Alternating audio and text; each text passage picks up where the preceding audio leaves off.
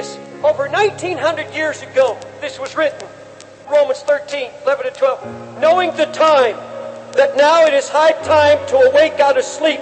For now is our salvation nearer than when we first believed. The night's far spent, the day is at hand. Let us therefore cast off the works of darkness. Get rid of those idols. And let us put on the armor of light. If 1900 years ago, or the night's far spent, the day's at hand, the new day, how much more now? Now, you know what makes me cry? These disciples of Christ who were so far removed from His coming were expecting Him any moment. They lived diligently and they spent their lifetime. Jesus wasn't first, He was everything. I mean, they gave everything. Yes, we who are so close to His coming live so carelessly. After 1900 years since this is written, think of it. If it's time to awake then, what time is it now? What time is it now? I don't know what God's going to have to do. I don't know what God has to do to this city. I don't know what He has to do to every city. I don't know what He has to do to the church.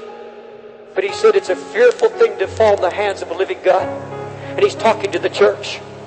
He said it's a frightful thing. We're not taking it frightful. We've created a God in our concept. We have a concept of God that He's just so loving. He's so merciful. Yes, He is to those who follow Him in righteousness.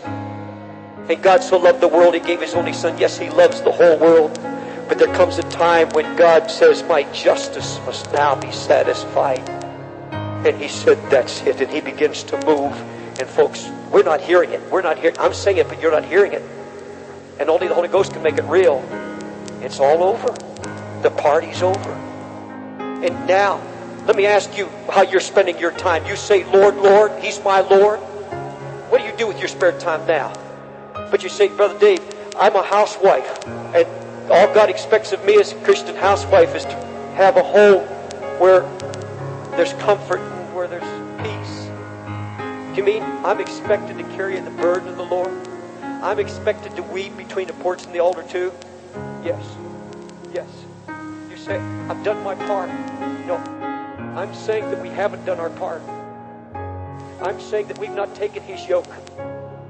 We have not wanted His halter. Some of you put in an 8-hour day on your job.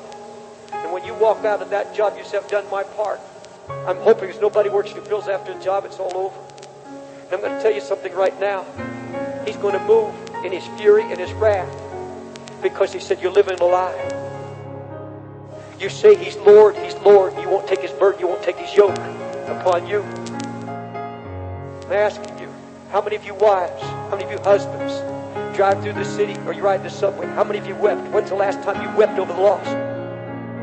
Have you grown so accustomed to it, it doesn't move you anymore? I've been in this city now for 30 years and it's moving me now more than it's ever moved me before because I'm getting the burden of the Lord. I'm realizing that it's not enough just to go out and pass out literature. It's not just enough to have a job for Jesus. I've got to have His Spirit upon me, His brokenness. I've got to be able to pray, oh Lord, do something in my heart. I'm just not an errand boy. I want your heart. I want you to break me. I don't want to tell the world that He's my Lord and live a lie. Because I'm not praying, I'm not weeping. Are you reading it? Are you digging into it? That's what God said to us, to go deeper in this Word.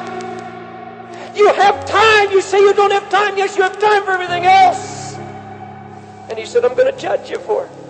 You get my yoke upon you. Take my burden upon you. Get this halter upon you. You walk with me.